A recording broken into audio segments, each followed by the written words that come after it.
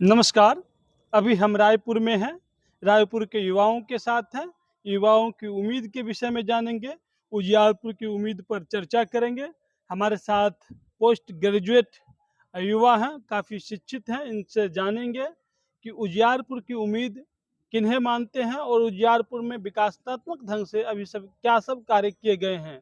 आपको बताते चले कि उजियारपुर का यह रायपुर ग्राउंड है, जो चुनावी समय में नेताओं का एक जनसभा केंद्र हुआ करता है। लेकिन ये केंद्र अभी भी किस चीज़ का जो है मोहताज है, इस चीज़ पर भी हम चर्चा करेंगे। सबसे पहले आपसे बातचीत करेंगे। क्या नाम है आपका? पप्पू कुमार।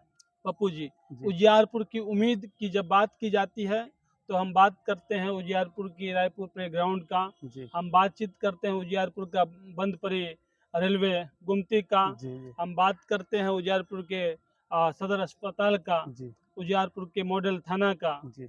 आपदा प्रबंधन केंद्र बनाया गया है, जी। बगल में औद्योगिक क्षेत्र बनाया गया है। जी। इन चारों को जब हम देखते हैं तो उजियारपुर की उम्मीद को किस ओर हम देख रहे हैं?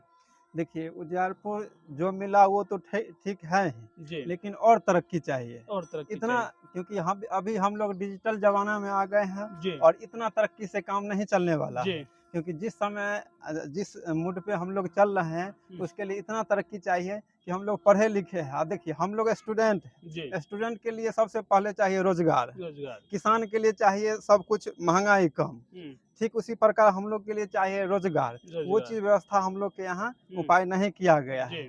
ठीक, तो हम लोग उसी के अनुकूल जो है सो अपना भविष्य देखेंगे और सारा समस्या को देखते हुए उसके जी। अनुकूल आगे बढ़ेंगे। डिजिटल रूप से क्या संभावनाएं हैं जो उजियारपुर में किए जा सकते हैं आपके अनुसार?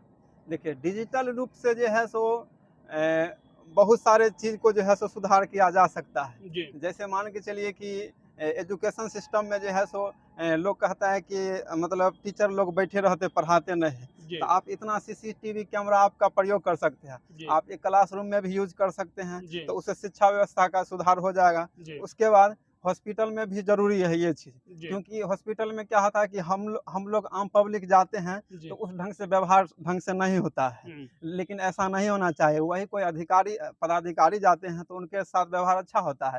लेकिन अगर हम लोग आम पब्लिक जाते हैं तो उनके साथ व्यवहार अच्छा नहीं होता है। कहीं-कहीं पे तो आपको दवा की सुविधा नहीं होती है। आपको जाँच के लिए भी कहा जाता है कि आप जाइए बगल से करा लीजिए, या फिर दवा के लिए बोला जाता है कि आप बगल से करा लीजिए। तो ऐसे में नहीं चलने वाले, क्योंकि अभी हम लोग मॉडर्न दुनिया में जी रहे हैं। हम पोस्ट ग्रेजुएशन खुद हैं, तो इसके अनुकूल जिस व्यवस्था में जी रहे हैं उसी अनुकूल हम जीना पसंद करेंगे। सबसे बड़ी बात बिहेवियर की होती है, जो इनके द्वारा बताया गया, इनके द्वारा जो है कहा गया कि नहीं होती है। तो हम सरकार से मांग करते हैं कि वह किन्हीं के साथ जो है बिहेवियर अच्छा से किया जाए, ताकि मानव मानव में जो संबंध है वो दिख सकता है।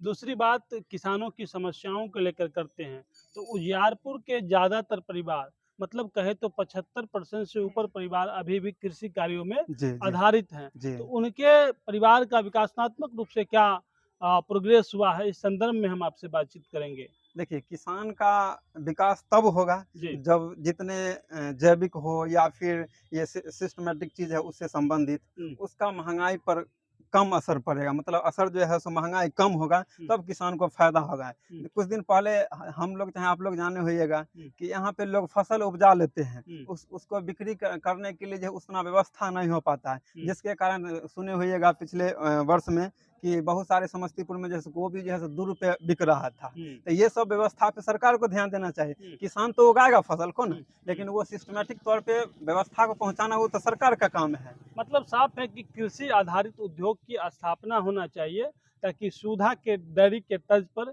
किसान अपने सब्जी को जी, जी। चयनित स्थानों पे, जहाँ पे पहुँचा सके। ग्राहक ज़्यादा आते हैं, वैसे स्थानों पे सुरक्षात्मक ढंग से बेच सकते हैं। जी, जी। इनके अनुसार कृषि को उद्योग का दर्जा मिले, जी, कृषि जी। आधारित उद्योग का बढ़ावा मिले। जी। इस संदर्भ में हम इनसे बातचीत किए, इन्होंने बताया। हमसे बातचीत करने के लिए आपका बहुत-बहुत धन्यवाद। बहुत-बहुत धन्यवाद।